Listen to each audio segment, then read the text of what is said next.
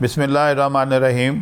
नाज़रीन, सोयाबीन के बारे में काफ़ी मैं जो वीडियोस कर चुका हूँ और दोस्तों का उसके ऊपर बड़ा तजस्सुस भी पाया जा रहा है, जो कि मेरा असल मकसद भी ऐसे जो मौज़ूआत हैं उनको जो है ना टच करने का यही होता है कि हमारे जो अवाम है, हमारे जो काश्तकार हैं, पढ़े लिखे लोग हैं, साइंटिस्ट हैं और जो ऑयल सीड और मेडिवल ऑयल से जिनका ताल्लुक़ है, भले वो ट्रेडर हैं, इंडस्ट्रियलिस्ट हैं, मैन्युफैक्चरर हैं, प्रोसेसर हैं, सब लोग इसमें इंटरेस्ट लें और इसमें अपना अपना जो मॉरल प्रेशर है वो रेगुलेटर्स के ऊपर भी डालें, ताकि हम सोयाबीन की जो बेहतरीन अक़साम जो दुनिया में अरसा 30-35 साल से काश्त हो रही हैं, जिन्हें अमेरिका खा रहा है, जैसे ब्राज़ील खा रहा है, कनाडा खा रहा है, चाइना का 80% खा रहा है, मुख्तसरन आप यूँ कहें कि 95% ऑफ ग्लोबल पॉपुलेशन जो है ना वो वैराइटीज़ खा भी रही हैं, काश्तकारी भी कर रहे हैं, उसकी एक्सट्रैक्शन भी कर रही हैं।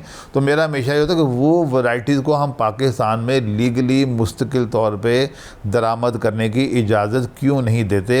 दो मेरा इसमें हमेशा मौक़िफ़ ये रहा है और आज भी है और हमेशा रहेगा कि जब तक हम इंपोर्ट जो है ना सोयाबीन सीड की पाकिस्तान में उसको लीगल फॉर एवर नहीं करेंगे, हम इंपोर्ट अगर रेगुलर नहीं करेंगे, हम एक्सपोर्ट मार्केट में भी नहीं जा सकते। हमारी लोकल क्रॉप भी तब तक पैदा नहीं हो सकती, हमारा क्रॉप साइज़ बड़ा नहीं हो सकता जब तक हम एक्सपोर्ट मार्केट में अपना मकाम, अपनी रिकग्निशन नहीं बनाएंगे। तो मैं आता हूँ आज के असल मौजू की तरफ के एक करम फरमा ने क्वेश्चन किया है रिगार्डिंग कि जी मैं कौन सी वैरायटी के बारे में, सोयाबीन के बारे में बात मैं करता रहता हूँ। वो ये है कि पहले थोड़ा थोड़ा बताया, मैं आज ज़रा थोड़ा डिटेल से बताता हूँ कि इन वैराइटीज़ को उर्फ़ आम में अगर आप आम कॉमन लिटरेचर पढ़ेंगे तो GMO वैराइटीज़ कहते हैं कि जेनेटिकली मॉडिफाइड ऑर्गेनिज़म। इन्हीं को जेनेटिकली इंजीनियर्ड वैराइटीज़ भी कहते हैं, जेनेटिकली इम्प्रूव्ड भी इन्हीं को कहते हैं और बायोटेक वैराइटीज़ भी इन्हीं को कहते हैं। नाज़रीन, ये जो तरीका होता है ना जेनेटिकल इंजीनियरिंग का, ये असल में ये होता है कि देखें कोई भी वैरायटी नई बनाने के ना दो तरीके होते हैं। एक तो कुदरती तरीका होता है कि इनके क्रॉस पॉलिनेशन होती है और उनसे फिर अगली नस्ल आती है, जो अगली नस्ल आती है उसको आप देखते हैं, उसकी जो खुसूसियात, जो पौधे जो आपको पौधे या जो सिट्टे होते हैं जो अच्छे ग्रोथ करते हैं, आपके जो पसंद के करैक्टरिस्टिक कैरिंग, जितने ज़्यादा जो होता है ना जो फीचर्स हैं, करैक्टर हैं, जिन जिन पौधों में ज़्यादा होंगे उनको अगली नस्ल के लिए ले जाते हैं, जिनमें वो अच्छे जो उनके करैक्टर कम होते हैं उनको डिस्कार्ड कर देते हैं, अगली नस्ल में उसको नहीं करते। इस तरह को 8-10 नस्लों को मरहलावार वो चेक करते जाते हैं। आप अपनी पसंद के करैक्टर जो ना उसमें पूल करते हैं, नापसंदीदा करैक्टर ना एलिमिनेट करते जाते हैं। तो ये कोई 10 से 15 साल लगते हैं इस तरह एक जो बायोलॉजिकल जो होता है ना नेचुरल बायोलॉजिकल फिनोमेना से कोई भी अच्छी ब्रीड तैयार करने के लिए।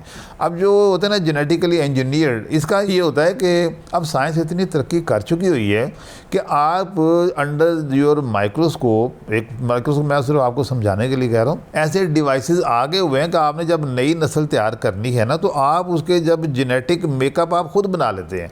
आप खुद प्रैक्टिकली, जैसे आप समझें कोई क्रोशिया के साथ बुनते नहीं हैं अपनी मर्ज़ी का डिज़ाइन, तो बिल्कुल ऐसे ही पिक एंड चूज़ आप फिज़िकली कर सकते हैं थ्रू जेनेटिक इंजीनियरिंग। इक्विपमेंट भी होता है, साइंस है, बड़ी एडवांस साइंस है। आप जो करैक्टर्स हैं वो फिज़िकली अंडर सम डिवाइसेस आप रख के अपनी पसंद के जो अच्छे करैक्टर हैं, जैसे ज़्यादा यील्ड वाले हैं वो उसको लेंगे आप, डिजीज़ रेजिस्टेंस वाले लेंगे आप।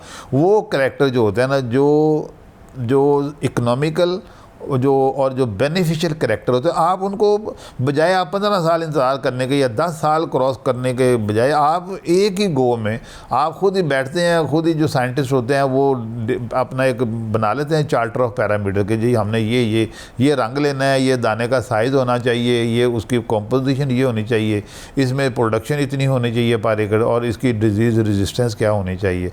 और उसके अलावा जो एक्सटर्नल जो फैक्टर होते हैं जो पौधे को अटैक करते हैं, उनसे रेजिस्टेंस की इसमें क्या कैपेसिटी होना चाहिए, वो कैपेसिटी जो होती है ना वो भी डेवलप कर ली जाती है। इस तरीका जो है ना तरीका इसको नस्ल बनाने का, जो ब्रीड इवॉल्व करने का जो तरीका है, इसमें वो फिज़िकली होता है, प्रैक्टिकली लैब में बैठ के हो जाता है। साइंस इतनी तरक्की कर चुकी, इसे जेनेटिक इंजीनियरिंग कहते हैं कि आपने जो जीन्स है ना, जीन्स में से जो है ना अपनी पसंद के जीन्स लेने हैं, उनमें से करैक्टर आपने उठाने लगाने हैं और आप उनके जो DNA RNA के जो स्ट्रैंड है ना, जो जेनेटिक कैरियर होते हैं, वो आपने खुद बनाना है। वो डिज़ाइन आपने, आपके को नस्ल की डिज़ाइनिंग आपने खुद करनी है, लेकिन वो एक इन वन गो हो जाती है। आप you will not have to wait for that, कहीं भी आप 10-10 साल खेतों में ना वो आप वो टाइम ज़ाया करते रहें।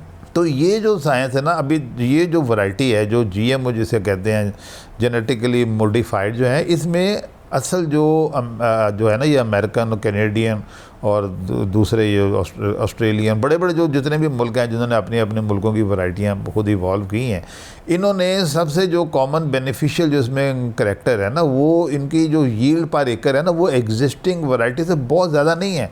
वो तकरीबन 13 से 15% जो है ना उनकी यील्ड ज़्यादा आती है, लेकिन असल उनका जो है ना मुहर्रक जो है, जो उनका ऑब्जेक्टिव है, वो ये है कि ये वैरायटी सारी की सारी जो है ना, ये पेस्ट रेजिस्टेंट हैं। अब इसका 2 फ़ायदे हैं। एक तो आपके जो पेस्टिसाइड का ख़र्चा कोई नहीं है, वो ख़र्चा इतना हो जाता है कि 100 रुपये की जगह पे 10 रुपये के पेस्टिसाइड इसको ना स्प्रे करना पड़ता है GMO वैराइटीज़ के ऊपर। अब देखिए, पेस्टिसाइड के ऊपर अगर आप आ जाए ना, तो ये क्रॉप की जो है ना कॉस्ट, उसमें इनका बहुत ज़्यादा रोल है।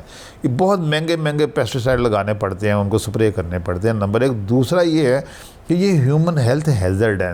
हर 2-3 साल बाद दुनिया में पेस्टिसाइड की एक लिस्ट जो होती है ना, वो मैन्युफैक्चरर की तरफ डिस्प्ले कर दी जाती है कि ये पेस्टिसाइड हम बंद कर रहे हैं, क्योंकि दीज वर फाउंड कार्सिनोजेनिक, कि ये कैंसर पैदा करते हैं। देखिए, ये पेस्टिसाइड जितने भी ये केमिकल हैं, अगर ये कीड़ों को मारते हैं तो इंसानों के लिए भी तो ये वो ख़तरनाक ही होंगे ना। इनका जो रेजिडुअल इफेक्ट जब इंसान के बॉडी में जाएगा तो वहाँ को अच्छा काम तो नहीं करेंगे। ये केमिकल है, पॉइजन है, टॉक्सिन है। तो एक्चुअली ये जो साइंटिस्ट जिन्होंने जेनेटिक इंजीनियरिंग की साइंस इवॉल्व की है, उनका जो नेक मकसद है वो यही है कि उन्होंने इंसानियत को पेस्टिसाइड के जहरीले, कार्सिनोजेनिक यानी कैंसर फैलाने वाले मुज़र असरात से बचाने के लिए ये वैराइटीज़ बनाई हैं।